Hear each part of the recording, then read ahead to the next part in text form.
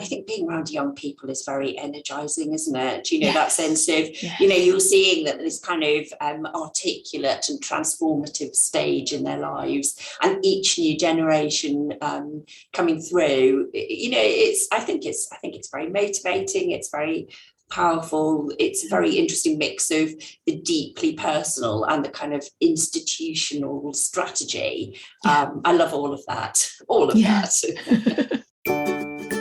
Welcome to the Independent School Podcast. Thinking and acting strategically is the key to both securing the future of your school and helping to build a more equal and just world. My name's Juliette Corbett. I'm a consultant, speaker and facilitator specialising in helping independent schools. In this podcast, I translate tried and tested strategy and fundraising techniques into a language that works for schools. So if you're a senior leader in a private school and you want your daily work to feel less exhausting and more strategic, and if you want once more to feel the joy of making the world a better place through education, then you're in the right place. Welcome, and let's get started on this week's episode. Hello, so this week I am really delighted to be joined by Susie Baker, who is the Director of the Waynflete Office at Magdalen College School in Oxford. Susie and I talk about a whole range of fundraising issues around bursaries. In particular, we talk in this conversation about the shift from fundraising for immediate bursaries, where you're raising money which is going to be spent either this year or the next couple of years to provide bursaries now for pupils at your school, and the shift to also then build on that, your success around that area, to include endowment fundraising for bursaries. So endowment being where you receive a donation from somebody that's put into an investment fund and you only spend the income which is generated from that fund on an annual basis. So one of the things that Susie and I talk about is why Magdalen College School initially chose to focus more on immediate bursaries, that kind of spend now or pay as you go model, as it's sometimes called.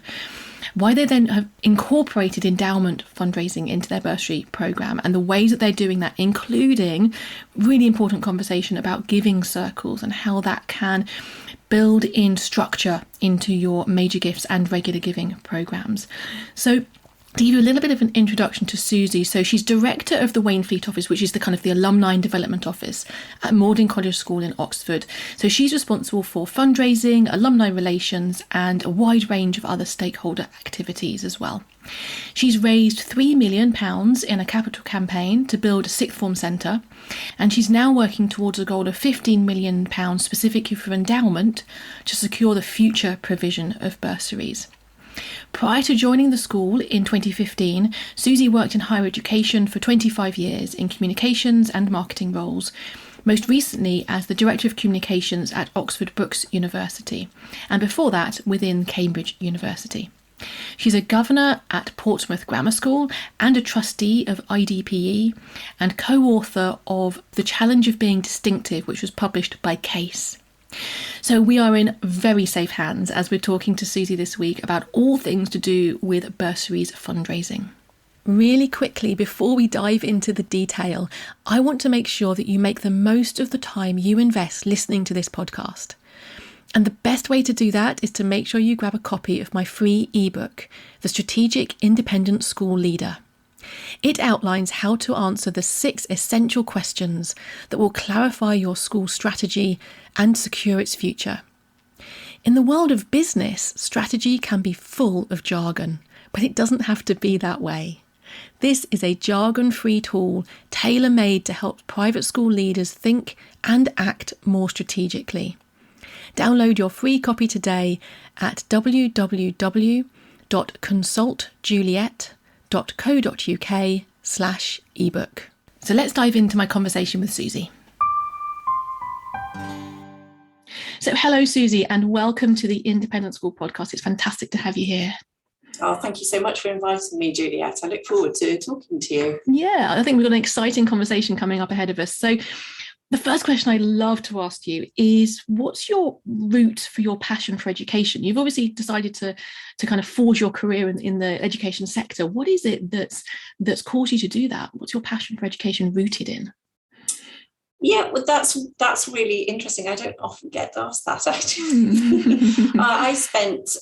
I spent 25 years working in higher education before I joined Magdalen College School. This is my first job in the school sector.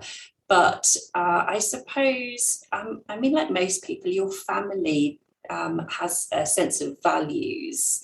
My parents believed very strongly in the power of education, and so did my grandparents. Actually, I was thinking about this. My grandfather died quite early in the COVID pandemic, but while he was at school, he trained as an engineer, and in fact he passed his navigator exam so that in the Second World War he could be in the RAF rather than going down the coal mines.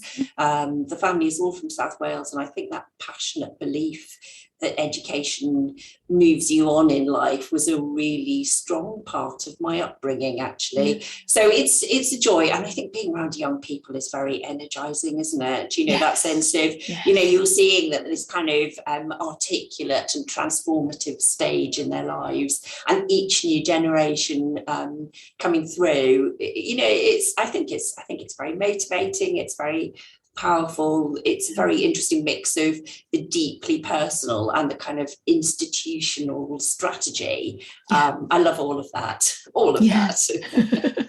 You are my perfect guest in that case, because I think you're absolutely right. It is often rooted in a family value or a personal value, and to be able to root it back to a family story, I think is really powerful as well. But it is also when you combine that with the strategizing and the kind of the really rational and emotional outlook on what it is you're going to do next. I think that's a really powerful approach to take to it. So fantastic. So what we're going to be focusing on in our conversation today is the shift from fundraising for bursaries, which are going to be awarded now, so kind of a spend now bursary model, through to endowment fundraising for bursaries. So first of all, what I'd love to do is kind of set the scene, as it were. When did Magdalen College School first start fundraising for bursaries? Is it something you've always done, or has that been a shift even towards the kind of spend now bursary model? I think because this school was a direct grant school, although it's called Magdalen College School, its kind of modern roots really from after the Second World War. The cleverest boys in Oxford got awarded a place at Magdalen College School, and that rooting in that sense of, if you're bright enough, you get here regardless of your family background, is a really strong part of the school's modern DNA. But it also dates back to our foundation in 1480. William Waynflete wanted the school to be a place that was levelling up, really. He wanted people to come to the school to learn Latin, particularly, and Greek, so that they could access the university. And so I think that sense of it being open to all comers is a really profound part. And so our alumni have always driven, I think, donations to bursaries, and that's carried on. But over the years, the school has carried out some very successful capital project fundraising as well. And I think, like a lot of institutions, has moved between things as those phases and the school's needs change. But I think the modern piece of fundraising for a school like ours, which is a former sort of city grammar school, is such that you do have to think very carefully about what you fundraise for. We aren't a school with deep pockets. Oxford is assumed to be very wealthy, but people from the school haven't traditionally gone into the city, into sort of money and financial professions. And so I think that growing understanding that you really do have to really reinforce your strategy by your fundraising, I think is something that's a much more recent piece of understanding on our part. Mm-hmm. Yeah, absolutely. And it's interesting, isn't it, how many schools, when you ask them, they'll sort of say, oh, we don't have a really rich alumni base. We're not like, and then you'll insert a few names of other schools where they assume it's super easy, although having spoken to those, it's not super easy there either. And I think there is this sense that there's this really important lesson to learn from that, which is that any school can fundraise. It doesn't really matter where your alumni have gone on to. If you can root it into the values of what your school has always been about. So there's kind of that historical kind of rooting, and also, and more importantly, rooting it into the vision for the future. And that's what you're saying at the end there, wasn't it? That it needs to be connected to the strategic aims and goals of the school. And when you can get that across to people, you can fundraise. Absolutely. Yeah. I think that too many people in the sector have been tasked with a shopping list. And being expected to fundraise, and I think that's really problematic. I think it creates sort of high turnover of development directors, and that's almost the worst thing you can do if you're an institution.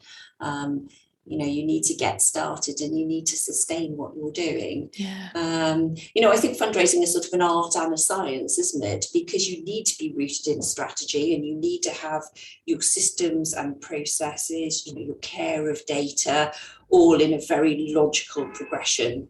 But you also need to be rooted in the kind of the values and the culture and the stories of your institution. And I think when you bring those things together and you sustain that, I think that's when the magic happens around fundraising. It's that efficiency combined with the emotional narrative, isn't it? And I think you're absolutely right. Turnover of directors of development is a major challenge. And by the school enabling, it's a partnership between the director of development and the school, but together by finding the right project that's going to be rooted in those emotional values and strategically aligned to what the school's trying to do, with the budget to enable them to create that efficiency and that emotional narrative, then you want a winner. That's what you're looking for. That's the kind of the nirvana, isn't it, that we're all looking for? Absolutely, yeah. Absolutely. So thinking about the bursary fundraising, so when you started a number of years ago thinking about bursaries, you didn't immediately focus on endowment. Why was that? What was your thinking behind going for a more kind of spend now model for bursaries? The spend now approach, I mean, we sometimes call it immediate bursaries. Some people call it, pay as you go bursaries. The spend now bursaries had just been how bursary fundraising was done. We had one very wise alumnus who had established an endowed bursary, but that was really the exception. And it was in the course of running my first project at the school, which was for a sixth form centre, that we offered people the opportunity to contribute towards the building or towards sixth form bursaries. And I think we learned a lot from that about how much people wanted to give to young people and how much they wanted to give to the capital campaign. And I think in those conversations, I learned a lot about the understanding of funding people now, here and now, and their benefit, the benefit that they would have. I think our sixth form campaign was very important in helping us to think about bursary fundraising, because although the emphasis was on the capital project, we did give people the opportunity to give to sixth form bursaries. Okay, so you combine the two. That's interesting, like almost like a test ground, isn't it? Yes, and I think that's because, going back to, the school's DNA, we knew that was what mattered to people. And so that was a very helpful way of hearing what people would give to. The capital project was fantastically successful and we were really proud of that. But that interest in bursaries came across loud and clear. So I think that sense of we should think harder and more strategically about bursaries really emerged from those conversations around our sixth form campaign. And that was really in 2018. So relatively recently, really. Yeah. And just jumping back, I much prefer your phrase of immediate bursaries. I've always really disliked pay as you go. That sounds absolutely transactional and horrible. And spending now isn't a lot better. So immediate bursaries, we're going to go for that going forwards. I love it. And it gives that sense of immediate impact. And that's one of the reasons why, if a school is first starting out making a decision around bursaries fundraising and what to focus on, if you can do these immediate impact bursaries, you get momentum that builds. You can get testimonials, whether they're quotations of the impact that it's having, whether they're anonymous or not, from alumni or from current pupils, whatever it is, you're able to demonstrate that it's actually having an impact right now. And donors love that. And that builds a momentum, doesn't it? Which is quite difficult to do if you go straight into endowment because of the scale of donations that are needed to actually have significant impact today. So yeah, absolutely. And I think the pandemic is part of it as well, isn't it? In that sense of telling the story of need is much clearer. That many people's circumstances changed. But I do also think there is a piece there where for some schools, they're turning away very able candidates who would contribute hugely to the kind of diversity of the viewpoints in a classroom. And actually, I think that's part of the strategic decision, the size of the school, the quality of the pupils. It may mean that actually that does need to be your immediate focus, and the hugely greater sums for an endowment really don't make sense in the short term, given where we are in 2022, which is not where any of us expected to be. It certainly wasn't even something that was on our radar in 2018. So I think we've ended up with a balance with even more immediate need than we expected, but very firmly on the endowment road at the same time. I don't think it is an easy decision. I think that balance between the here and now and the sums for the longer term is one that, those decisions are rooted in a much bigger understanding of the student body and the prospective student body for a school, not just the fundraising capacity. Yeah, no, completely. And I think part of that discussion is, as you mentioned, it's about the multiple strategic aims that you might have. And if you're being strategic and you're doing it really well, what you want is multiple wins from the one decision. And so with bursaries fundraising, if you are going for immediate bursaries, then as you mentioned before, yes, it can help you to up your academic attainment because of the way that you're able to be more selective, perhaps. It can help you to increase your diversity in the classrooms, which is something that actually increasingly parents, as well as pupils and staff, teaching staff, are really valuing and is important. So if there are multiple ways that immediate bursaries can serve your current strategy, then that's probably the way to go. If, however, your community is more rooted in the idea of lasting impact and endowment, and you have the capacity in your community, then it might be that endowment is the right way to go. Or, as I'm delighted that we're going to be talking about, combining the two, which is what you're now moving towards, which is fantastic.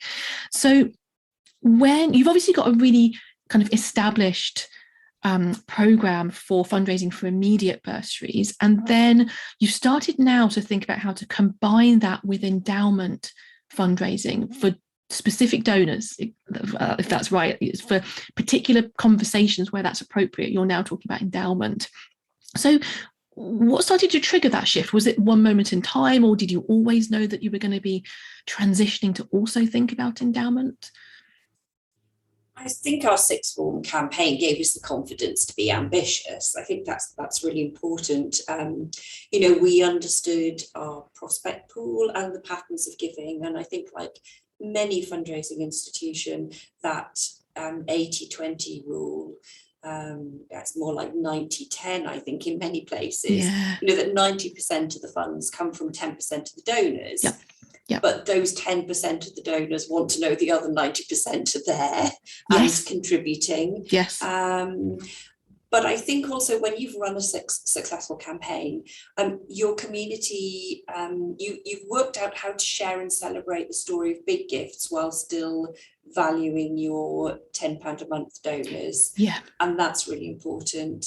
And I think I really felt here at MCS that the master, Helen Pike, and I learned that we could very successfully fundraise together. And I think that dynamic is really important when you are thinking about asking people for very, very significant gifts, and you are committing to them that by giving that gift, their name, the impact of their gift will last in perpetuity. That is a serious commitment that you're giving there. And so I think that sense of the way you work together and the way that that commitment comes from the top is really fundamental to asking for those bigger gifts. So I feel like we have a way of structuring our campaigns where we can ask for immediate bursaries through things like telethons and giving days, but it's more when we're thinking about the major gift conversations, the legacy gift conversations that we talk about, the endowment. Yeah. So the strategy that underlines that, so just to reiterate that then, so your regular giving focus, it remains on the immediate bursaries. So that's the telephone campaigns, the giving days, the kind of annual asks and so on and so forth. And then your major gifts conversations and your legacy conversations are focusing on endowments as a primary, and then giving them the option, if that doesn't fit for them, I assume, to also think about immediate. Yes. So well, mostly actually. Okay. Tell me more. Clarify. Okay, Where did I get it wrong? Okay. So when we think about things like our giving day, for example, we will really focus that on immediate bursaries and helping pupils in school now. We do have a donor circle amongst our regular donors, and this is partly about the neat maths of the numbers. So if you give £100 a month with gift aid, that comes to just above £1,480 a year, and 1480 is our foundation date.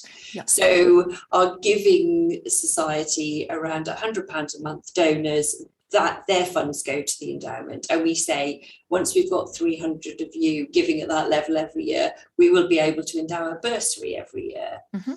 And that's been a very powerful tool for us. So that's the sort of, that's the circle around creating an endowed bursary, but the rest of the conversations around endowed bursaries tend to be with major donors, and yes, asking for six-figure sums from them. Yeah.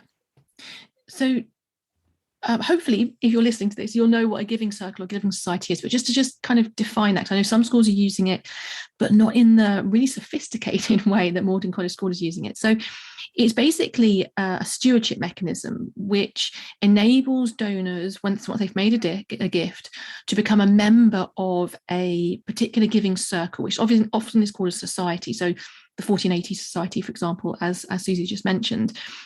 And then being a member of that society will bring a certain number of benefits. So particular invitations or donor reporting or particular commitments that the school will make to steward those donors over time. And then what Magdalen College School has done is to have multiple giving societies or giving circles, so that people have an incentive to move up the kind of the levels. And it's really important that when you set these up, you think about how the benefits of being in the higher level giving circles are greater than being in that kind of entry level giving circle, if you like, of the 1480 Society. So what sorts of benefits, Susie, have you given to people in your various different giving circles? Well, our principal ones are the 1480 Society and our Legacy Society. Yes. But we have also developed a modern founders status for those people who basically are endowing bursaries, or in fact giving £1 million to bursaries. And that's the one that I think is really grounded on our kind of Oxford-ness here. Yes. So we have an endowment book, and if you give at that level, you have an illuminated letter and calligraphy in the endowment book, rightly so, because it's an extraordinary level of gift to be giving, and still very unusual for us. But generally the members of the donor circles, particularly the 1480 Society circle, they get invited into school and they come into dinners. They have a pin badge. They have their names in the endowment book and they're able to sign. I think that the true nature of the society will unfold more clearly in the years ahead. And we launched in 2019, not long before the pandemic started. So that some of those things about, the social piece and the sense of community were curtailed pretty sharpish. But I think it will emerge, and I think we will also listen to those donors about what they feel is right post-pandemic. Do you think the world will change a little bit? But I think the really important piece for me is that we will keep them closely in touch with the progress of the endowment. And I think for most people, that sense of the way that money grows and the scale of money is, it's really hard, isn't it? Because we talk about our endowment goal being to raise £15 million by 2030. Mm-hmm. But we're completely transparent about it, but it is not a fundraising target for our general fundraising. We're not going to have a thermometer on the side of the building with 15 million at the top. But people in the 1480 Society and the donors at the higher levels of the endowment will get a financial report on where we are, about the returns on the investment, about what that means in terms of how that's supporting pupils in school. And I think that will be in much more detail than we would put in our general communication. Yeah, it's really important, isn't it? That level of transparency. And when you're asking people, I mean, in some cases, they almost feel like it's an investment. They are investing their philanthropic support in you, a trusted organisation. And so to maintain and build that trust, it is about transparency and honesty. And if things go wrong, say the investment returns in 1 year aren't great, well, tell people, talk to them, let them know what the story is behind it, let them know what your plans are going forwards, let them know the context in which all of that has unfolded. And they're partners, basically, in what you're doing. And that's important as well for the whole community to have that transparency, especially if they request it. But it's a different level of proactive transparency with your major donors, where you've got to build that partnership with those people. Yes, that's absolutely right, Juliet. I think that it is a different level. Yeah. I think that that sense of a partnership is really important, and I think it's quite interesting, isn't it? I don't know whether people listening have heard this as well. It's that often you get a clue from a donor of the level of donation they are thinking of if you just listen hard enough. Yes. I feel it really is a partnership when you get to that stage that you're all wanting the same thing to succeed. You aren't actually asking for money, you're asking for a mission.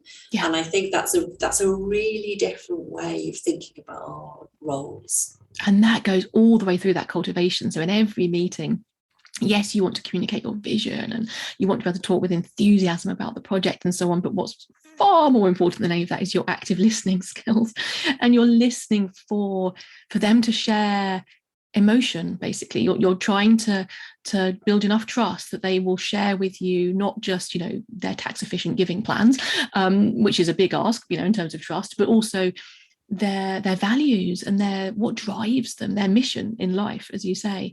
And when you can hear that from them because you're genuinely listening to them, then it becomes a partnership, because then you can say, right, well, I can see this is what you're telling me. You always repeat back to make sure you've understood correctly. This is what I think you're telling me. These are the links between what your values are and your beliefs and your mission and what we're doing. And you help them to see the combination, the links between the two, but you're never going to move them from whatever their passion is towards your passion. It's all about understanding where they are at that conversation. Yes, absolutely. Yeah, I think the conversations are hugely powerful, aren't they? And actually, I also find it very interesting to ask people how often they tell their story of their own school days to others, because I know that for some people, passing the 11 plus and winning a place to this school was one of the most visible, moments of attainment. And when I used to work at Cambridge, getting a place at Cambridge was, an extraordinary moment for people. And almost it didn't matter what degree you got. It was the fact that you got in.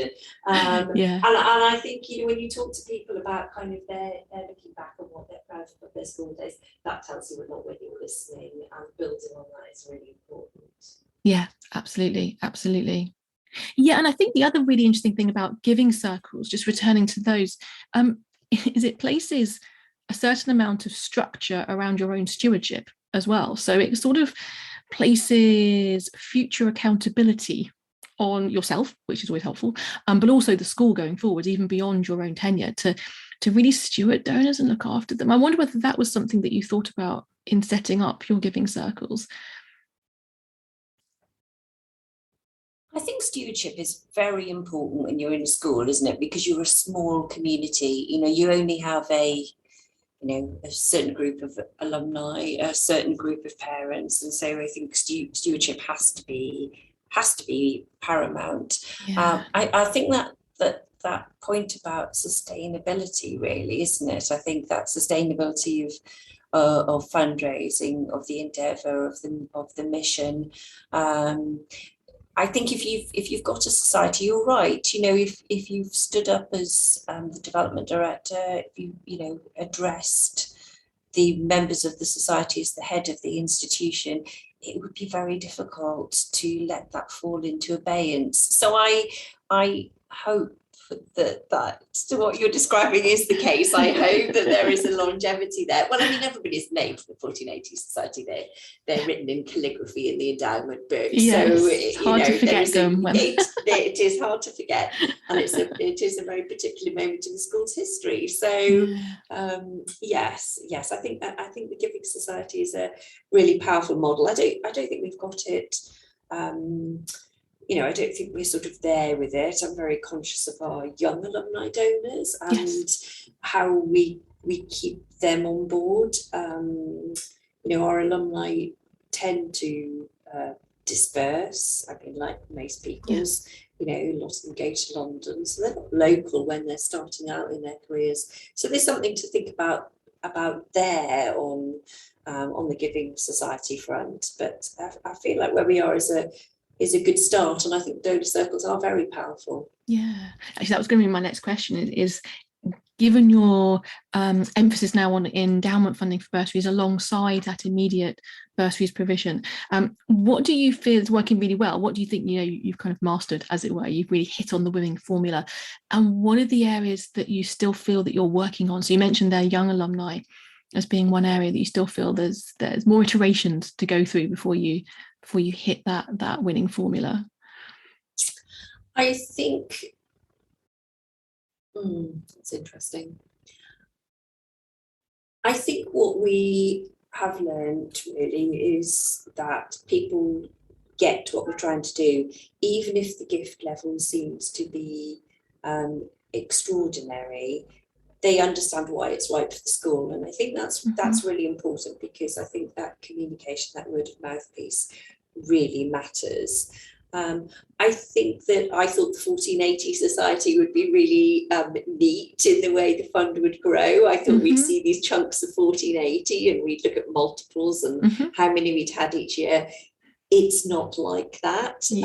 Your life is often more messy. It is more messy. And somebody says, "Can I give you 2 years in one go?" And somebody says, "Actually, I'm going to give it $2 and I'll round it up a bit." And I think some of those things where you think it's going to be neat, you have to be very bespoke about a lot of things.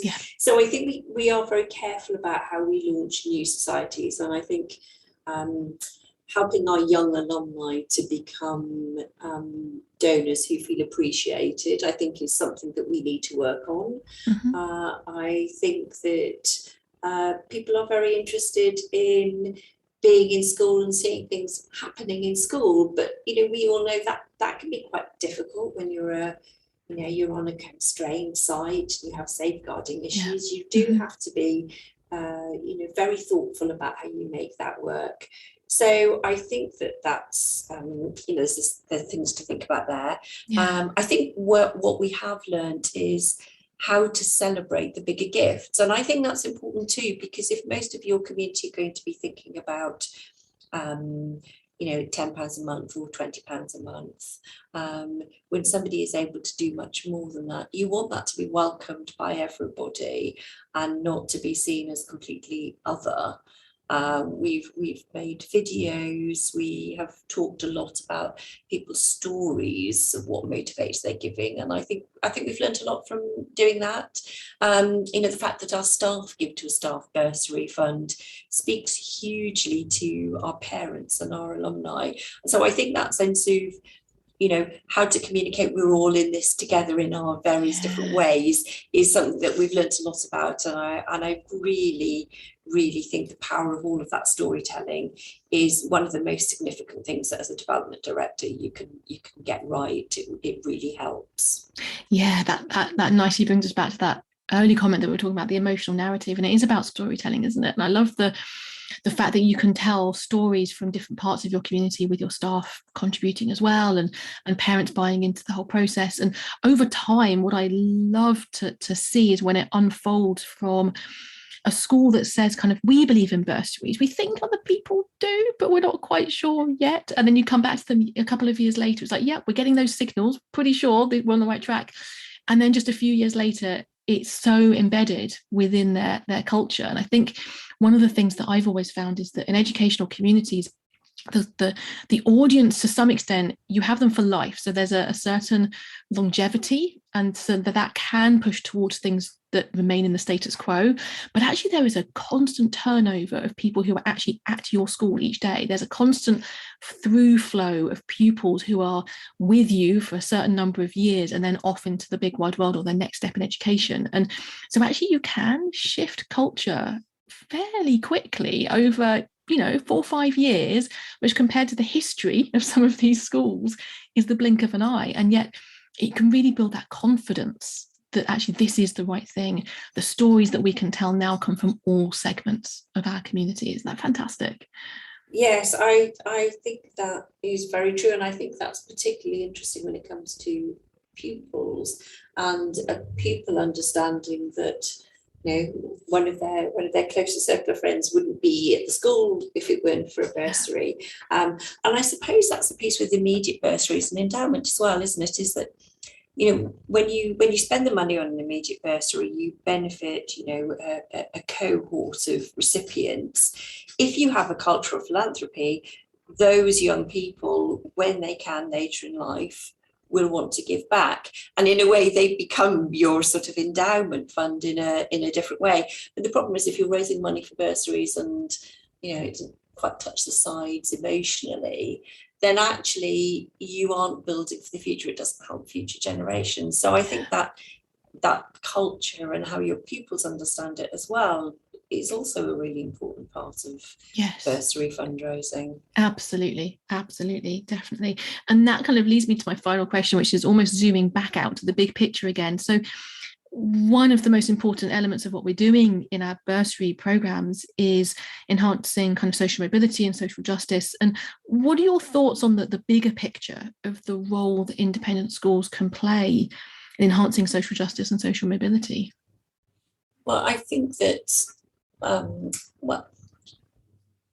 had a very interesting conversation with a donor actually just a few weeks ago, he supports a pupil through the school, and he realised, I think really for the first time, that when you're supporting a pupil, he said, I read this report and I wonder, are the parents supportive? Because it wasn't the most glowing of school reports. And actually, I knew enough to say, yes, they are. But I know that, English isn't the first language at home, and our school culture, we need to support the family. And I suppose that's the piece, isn't it? Is that you're bringing so many different parts of life into the classroom, and it makes discussion easier, more interesting, more wide-ranging in school. We're a day school, pupils go back to their families, they bring those pieces in. But what they take back to their families is also a different piece and a different sense of what's going on in the world. And we are a day school in Oxford, and Oxford has huge disparities, some of the greatest actually of any city, with the extraordinary educational attainment in the university in many neighbourhoods, and some really low levels of attainment in others. But you can't run a bursary programme without also understanding where those pupils are coming from. And I think that's the other part of this, the partnerships piece, the community service piece, the way that we're in primary schools, the way that we, like so many others, raised money to help pupils in state primaries in the pandemic. Unless you really understand what's going on in the broad mix of communities around your institution, you aren't really part of the social fabric of your city. Yeah. And I think the agility, the flexibility, the passion for education that the independent school sector has, it can be really powerful. I think it's it's that power of convening as well as the individual transformations. I think it's a really important piece for the sector, and I'm really interested to.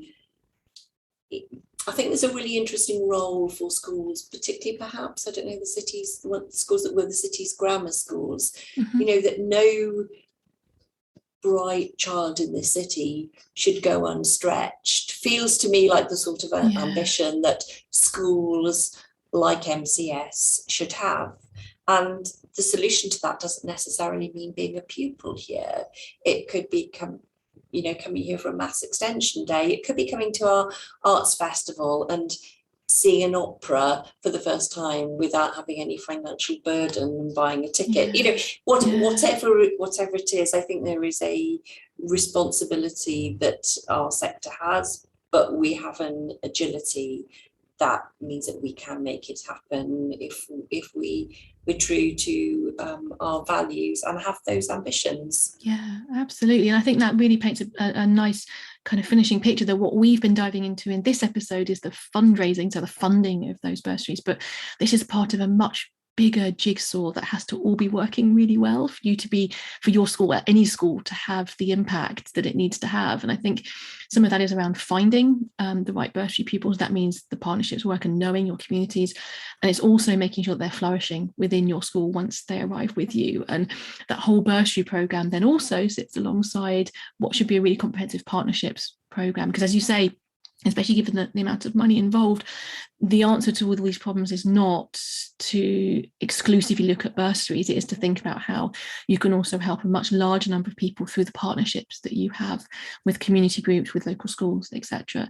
So I think that a lovely way to finish our conversation. Thank you so much for your time today, Susie. I've loved that we've been able to root back in right from 1480, that sense of MCS's commitment to social mobility, to levelling up, that sense of it being rooted in the values of the school, but it also being a really strategic goal and part of what the whole community can buy into. And I think it's really important for schools to hear the message that any school can fundraise, and any school can fundraise for bursaries. You need to be strategic about where you start, and that might be right for thinking about immediate bursaries. But even if you do that in the short term, you can then build up to endowment fundraising over time. Thank you, Susie. Thank you for your time today. Oh, thank you. They were really interesting questions, Juliet. It's a pleasure to think some of these issues through. Thank you for inviting me to speak to you this morning. You're welcome. You're welcome. That's it for this week. So have a strategic week, everybody, and we'll see you next time. Bye-bye then. Thanks for listening to the Independent School Podcast, the podcast that helps senior leaders in private schools to think and act more strategically, both because they want to secure the future of their school and because they want to help build a more equal and just world. You can listen in everywhere that podcasts are available. And if you want to catch up on previous episodes or follow any of the links that I've mentioned today, just head over to www.consultjuliet.co.uk/podcast.